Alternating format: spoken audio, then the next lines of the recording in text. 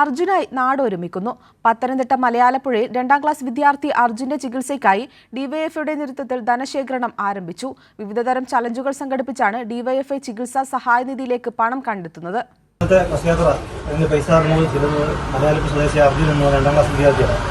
അർജുനെ ക്യാൻസർ ചികിത്സ bus charge അല്ല, നിങ്ങളുടെ മനസ്സുപോലെ സഹായിക്കണമെന്ന് അഭ്യർത്ഥിക്കാം. ഡിവൈഎഫ്ഐ മലാലപ്പുഴ മേഖലാ കമ്മിറ്റിയുടെ നേതൃത്വത്തിലാണ് ധനശേഖരണം നടത്തുന്നത്. വിവിധ ചലഞ്ചുകൾ നടത്തിയായിരിക്കും ഡിവൈഎഫ്ഐ ചികിത്സാ സഹായം കണ്ടെത്തുക.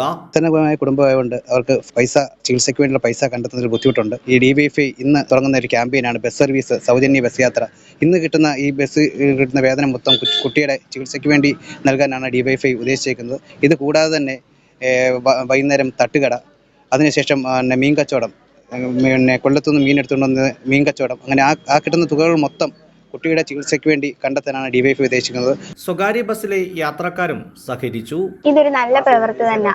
ആ പാവപ്പെട്ട ചെറുക്കന് അവരുടെ അച്ഛനും കൂലിപ്പണിയൊക്കെയാണ്. അപ്പൊ അവന് അത്രയും നമ്മൾ സഹായിക്കാൻ കൊടുത്താൽ നമ്മളെപ്പോലെ അവനും നമ്മുടെ ഈ പ്രായമാകുമ്പോൾ അവനും പഠിക്കാൻ പോകും.